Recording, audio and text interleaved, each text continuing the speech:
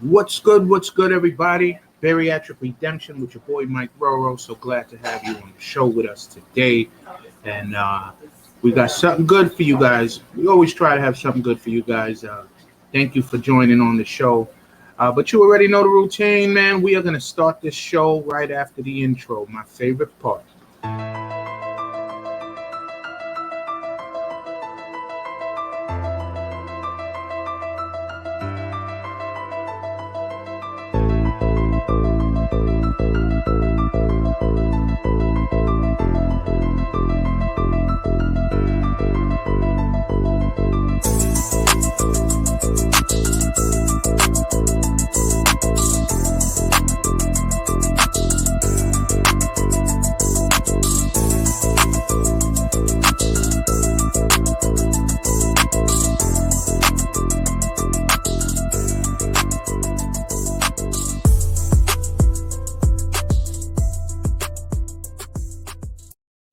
Yes, yes, you're with your boy, Mikey Roro at Bariatric Redemption, where it's for the patient, by the patient, all right?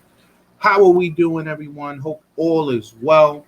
Hope you guys are still pushing hard on your journeys, taking one step forward, whether it's a baby step or a large leap forward in your journey, 1 pound at a time, staying focused, even though we are at a hard time in this country, and we're not even going to talk politics, but I just want to acknowledge that as things are changing, there are many of us that are getting stressed, many of us that are feeling overwhelmed, but hang in there. Stay encouraged.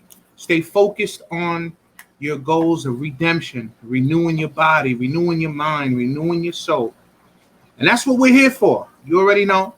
Encouragement is key in this community. We need to keep lifting everybody up, staying focused, and hey, let's do it together.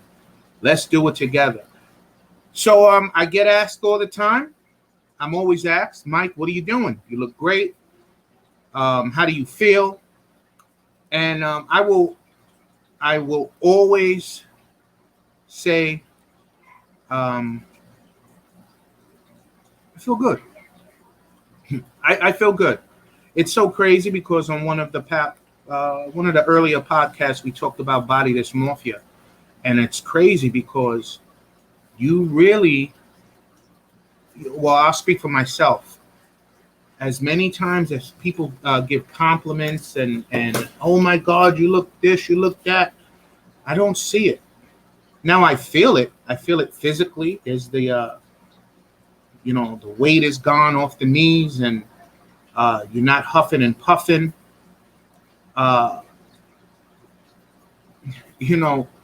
Physically, I can feel it. I feel a huge change. But to see it, I just still don't see it. And I've had a couple of people when I first began my journey. So here we go. This is for all you guys that are new in the journey, that are just jumping in the journey. Take pictures. Them pictures really do help. Find one of the free apps on your phone, before and after, and every time you hit a goal of 20 pounds, 30 pounds, take a picture, set up a collage before and after, and that really does help. It helps you keep going when you see that difference, because obviously we see our bodies every day, so we're not really going to notice. But when you see a picture before and after, it really, really is motivational, But so yeah, I'm always getting asked, Mike, what are you doing? How's your eating?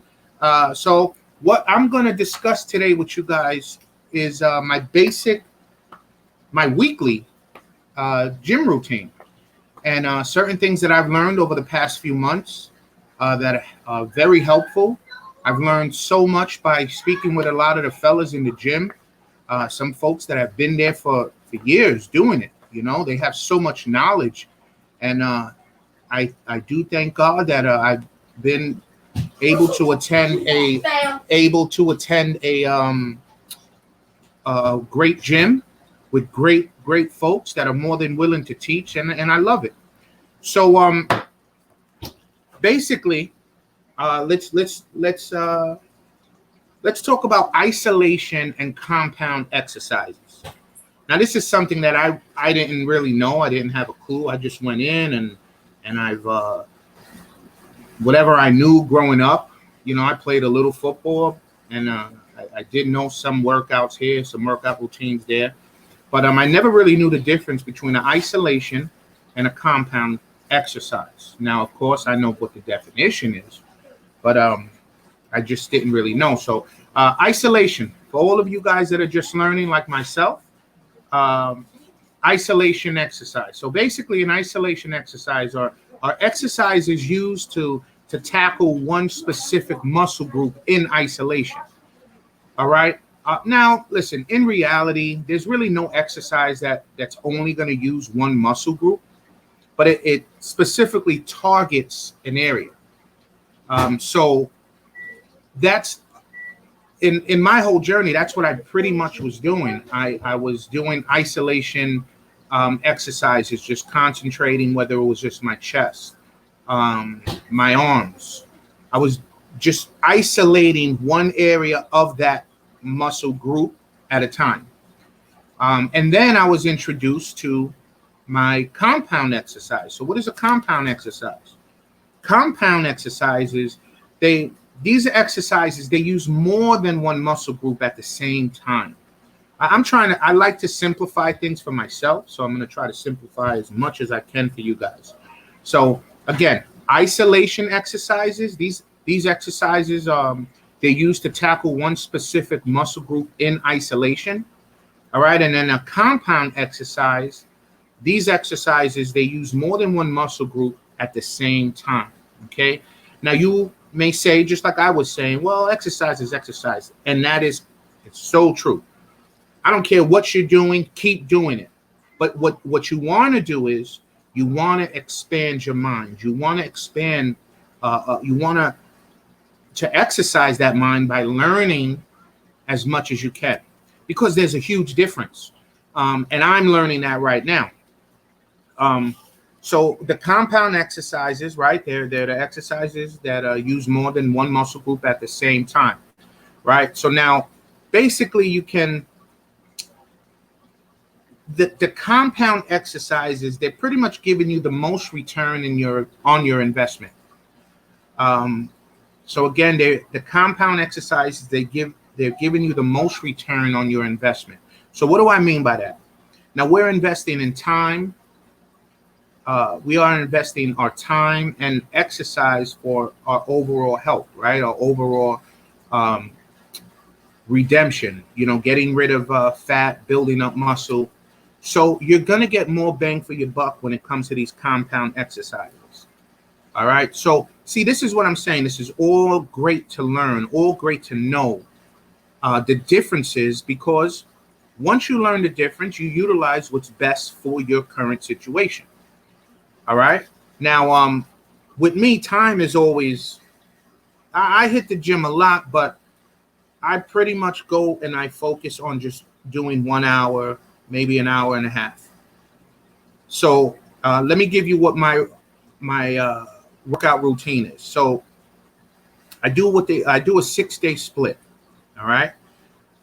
So what I do is on Mondays I hit chest and my triceps. All right. Tuesdays I do back and biceps. Wednesdays I hit shoulders and legs. All right. Then I'm restarting the cycle again. So then on Thursday, now I'm hitting my chest and my triceps. Fridays, I'm hitting my back and my biceps. Saturdays, I'm hitting shoulders and legs. And then Sunday typically is rest. All right. So what I do is, because with me, time is always very important. I feel like I'm constantly on the move. So I typically superset all of my workout routines. So what I do is I do 4 to 5. Well, what I started off doing is 4 to 5 isolation exercise for each body part. All right.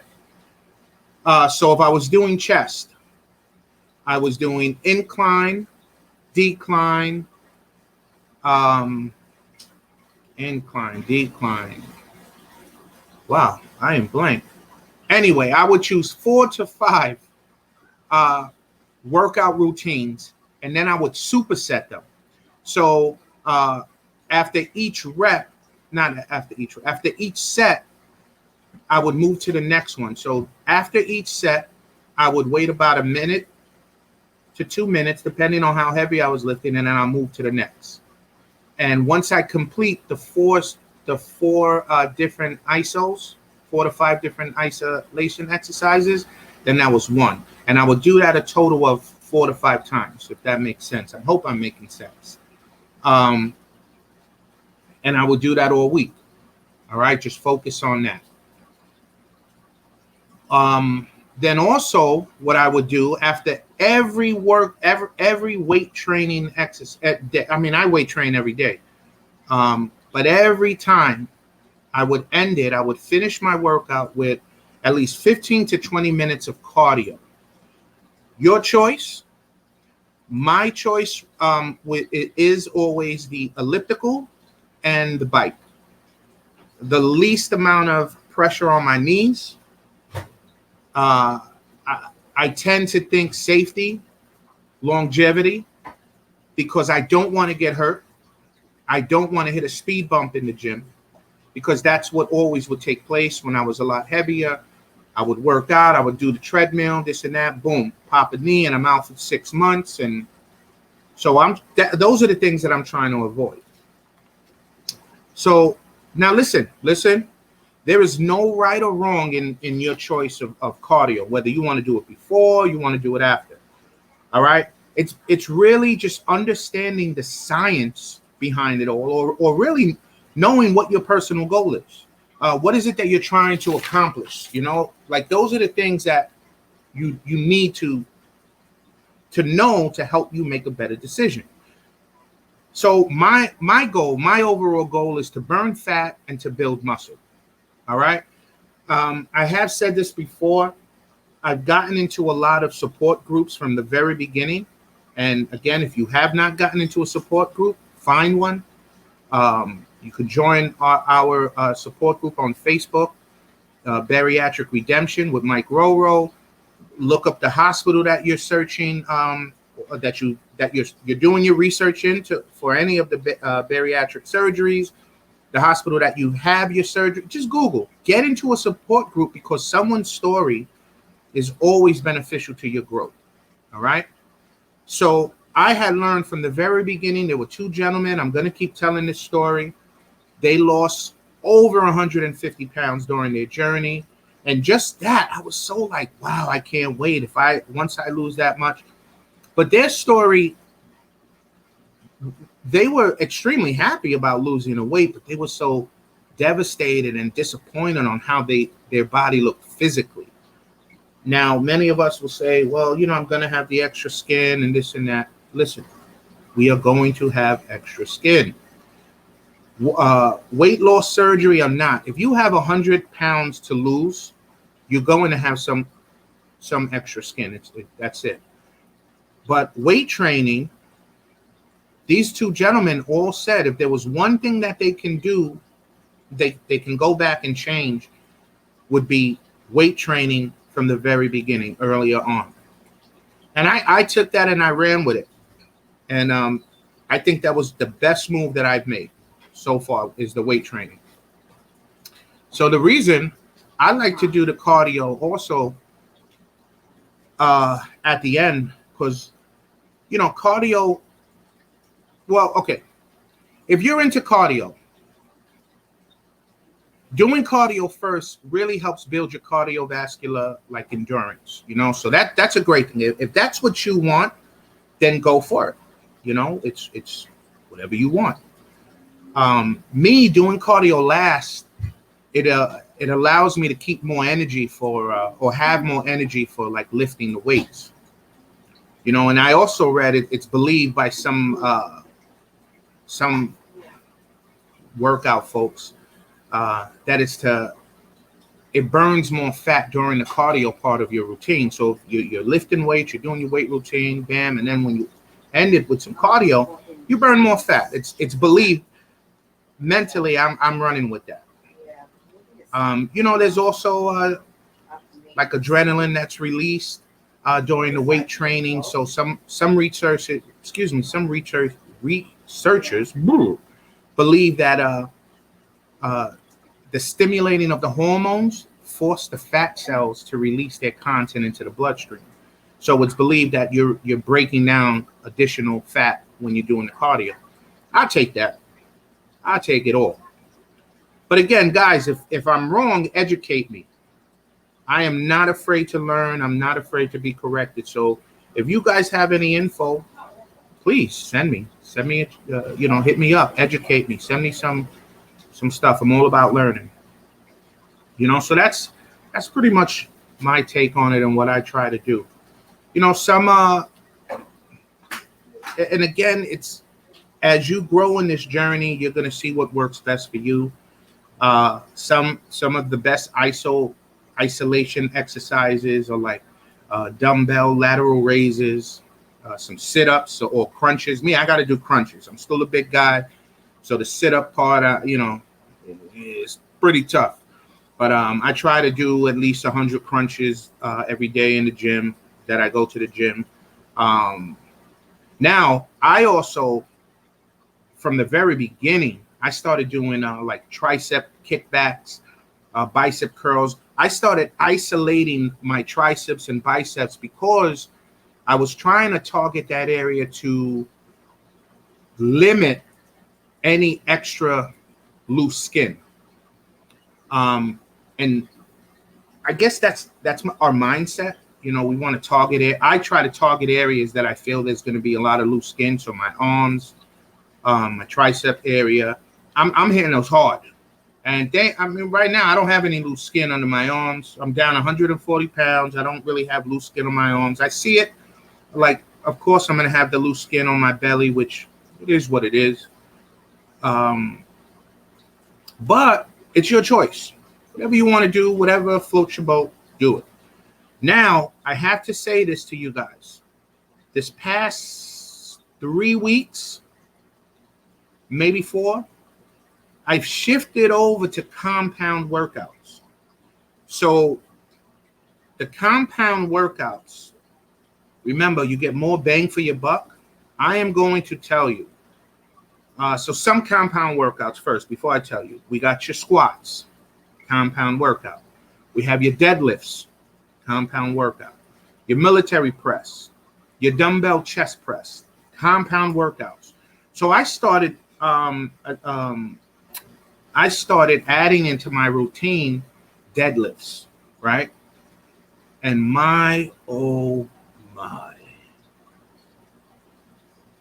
not a game. Let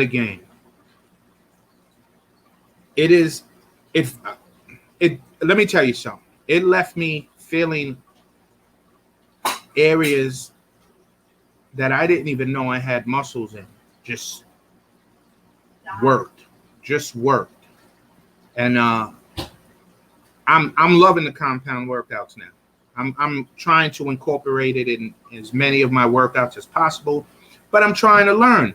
Like, I won't work out legs the same day that I'm going to do deadlifts. It'll just be way too much. And if you've had back issues, lower back issues, a lot of these things you're going to learn. You start off light. I'm starting off light. And it's important, guys, no matter what you do. Isolation, compound workouts, whatever you decide to do, start off light and learn the formation. Make sure you have the proper form. That is extremely important. You will feel more if your form is correct. That's some advice that I will tell a lot of you right away. Don't focus on lifting heavy. Don't focus on proper form and high repetition. That's really all you need. But you also need to be willing to learn. Okay? Because that's where I stand. So that's pretty much everything. Now, yes, another question I was asked is about my calorie intake, or what am I eating? I still do have once a blue, little piece of cake, something sweet, but nothing crazy. My body just doesn't want it as much. I don't crave it as much, which I'm so grateful. But you know, I still do. I still have a half of a slice of pizza. I'll still have one wonton from a wonton soup. I love the soup. Um, these things aren't totally out of my diet, but I have it, you know. But I do stay consistent with my protein shakes. For those of you, it varies. It varies. You know, I don't have a particular protein, a go-to protein. I just pretty much try to get the one with the least sugar. And then I mix it with a milk, an almond milk, oat milk. And when I do the milk, I try to find the least amount of calories, the least amount of sugar, no sugar. You know, I do all of that. The little things matter. The little things count. Also, man, I wish I had the name. I guess I'm gonna have to look it up. But I ordered a one of these smart scales, a FitTrack scale. Now, it was on sale, and what caught my attention is this scale is able to tell you, it's able to give you so many different readings or levels. So, like, obviously, it's a scale. It's going to tell you your weight, your body mass index, your body fat percentage, your muscle rate, your body water, bone mass, protein range, your I always say visceral fat index. It gives you so much, and it's actually very helpful because when I first started the journey, I want to say 2 months, maybe 3 months, when I went to see my nutrition after the surgery, he was actually I think I lost 70 pounds, and he said 42 of those pounds was muscle, and he was upset. And I was like, how is that possible? I'm weight training. But so I bought this scale. I guess I'll do a review on it. And it actually lets you know my muscle mass, which is very interesting. Like, it breaks it down. So I'm 300 pounds now. And the scale tells me, now I weighed myself a few days ago, but the scale is telling me that my muscle mass index, so my total muscle weight, including my skeletal, cardiac, and smooth muscle, are at a high range, which is 204.8 pounds. So out of my 300 pounds, 204.8 of those pounds are muscle. That's what I'm talking about. But, you know, it's a really interesting thing. It lets you know how hydrated you are. So I got that. It helps. You know, it helps to read all of this stuff and not just focus on the weight, but other areas that you can make the change. But that's it, guys. That's basically what I've been doing. You know, I do weight training 6 days a week. Each one of those days, I'm ending with 15 to 20 minutes cardio. And, you know, like I said, my desire, my goal is to burn fat and build muscle. Okay. And there it is. But also, like I said, my motto is better than skinny. So it's not just about losing the scale, dropping the weight on the scale, guys. It's about breaking down those walls of lies that we built up on ourselves all these years. And it's also about me spiritually realigning with God's will. Because for years, I chose my will over God the Father. And I thank God that each day we wake up, he gives us an opportunity to realign ourselves with him. You know, so, you know, I gotta give God all the thanks and praise, man. Listen, somebody didn't wake up today We did. But I like to end it. I like to end with just a word of. I got a couple of notes here that I always go through, and I've said this before.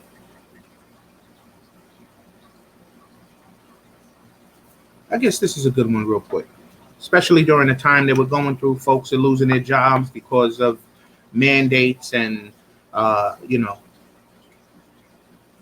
they don't know where to turn. All right, you know me. I'm a Christian. I love the Lord. He saved me. And I always got to leave you guys with something, all right? So, a quote. Life, at its essence, boils down to one day at a time. Today is the day. Guys, today is the day that we make the change in our lives, physically, spiritually, and mentally, all right? And then one scripture, Psalms 37, verse 5. Commit everything you do to the Lord. Trust him, and he will help you. Guys, I'm logging off. Thanks for being on the show. Thanks for listening. Keep up the great work and keep moving forward. All right? Peace.